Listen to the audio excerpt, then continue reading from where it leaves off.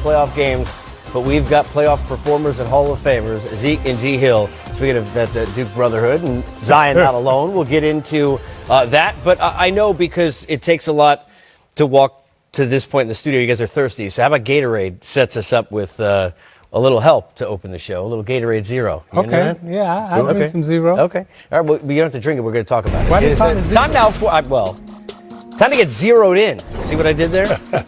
Look at the others. They always say, and they being pretty much everyone you talk to, I'm sure including the two of you, that at home, right, the others, it's easier to see them step up. However, really no one saw this coming when you look at the lack of a performance from the bench, and not seen there, even Fed VanVleet a couple of times, what we saw in game number 3. Zeke, we know it was obviously important, but were you a little bit surprised to see that level of togetherness? Actually, no. And Grant, I think we were all sitting here when this series started, and I thought this series would go 7. I didn't think either team was really good enough to beat the other on its home court. And when I looked at the bench play, I thought Toronto defensively would do a great job at home, and I thought defensively their defense would carry out on the road.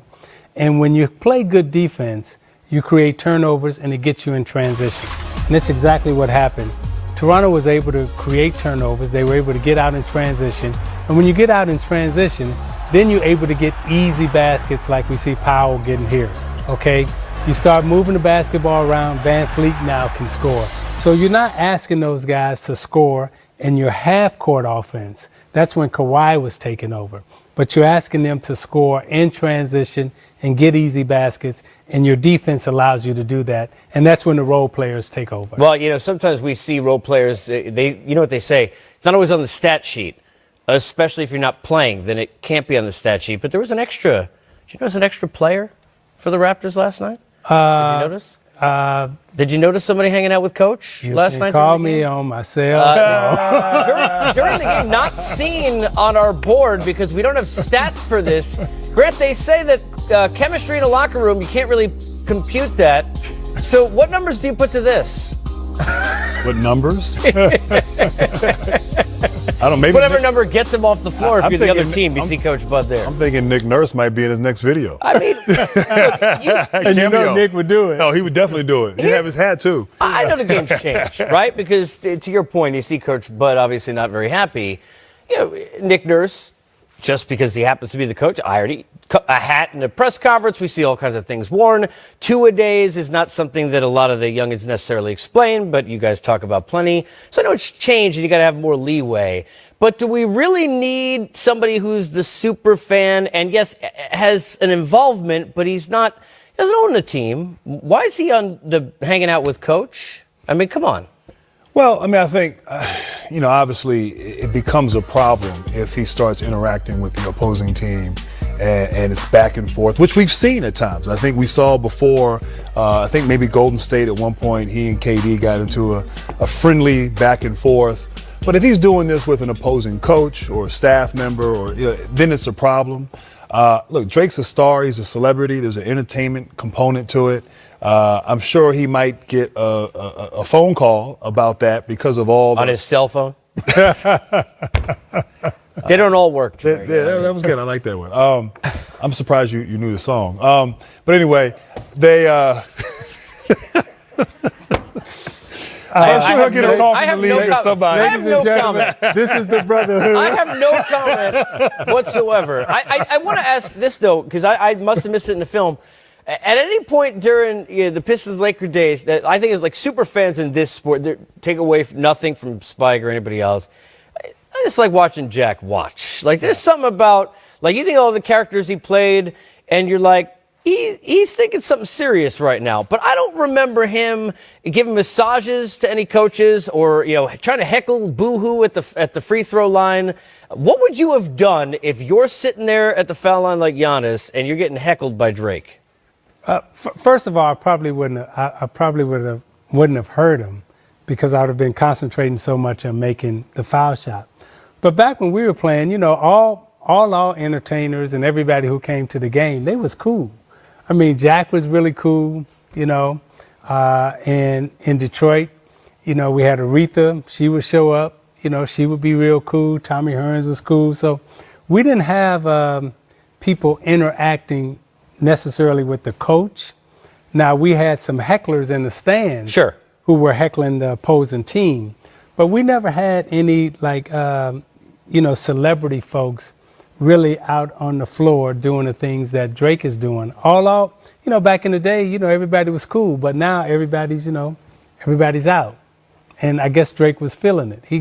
He got emotional. I don't know what he's feeling. He got emotional. I mean, I would say this. I mean, clearly players don't tell anyone. They like attention. It's okay. I mean, we do too. We're on TV. But Drake, you would think, has enough of that.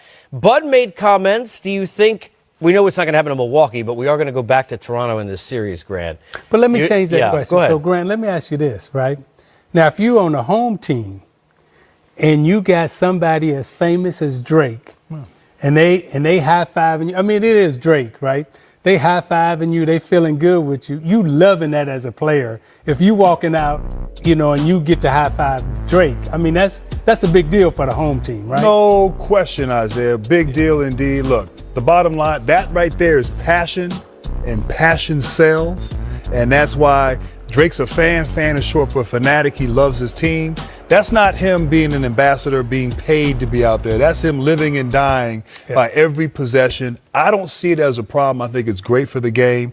Maybe you can cross the line, but I remember Robin Ficker. We used to go to Washington. He used to sit behind the visiting bench. And I guarantee you what Robin Ficker used to say back in the 90s is far worse than what Drake was saying to Antetokounmpo. And by the way, if I'd have walked off the floor, and Aretha was sitting there, and she'd have went to give me a high five or whatever, I've been like, yeah, Aretha, we getting them. So perhaps a little R-E-S-P-E-C-T. Yeah, but for the home team, it's great, Yeah. So you're the best I've ever had as a co-host. That's another Drake song. There you go. Time now for the Auto Trader Accelerate to the finals. Throughout the Eastern Conference Finals, you can vote for your favorite plays on NBA.com. Accelerate, vote, enter the Auto Trader Accelerate to the final sweepstakes. Your chance to win $35,000 towards the purchase of a car. What's the next line on that lyric? Name another song.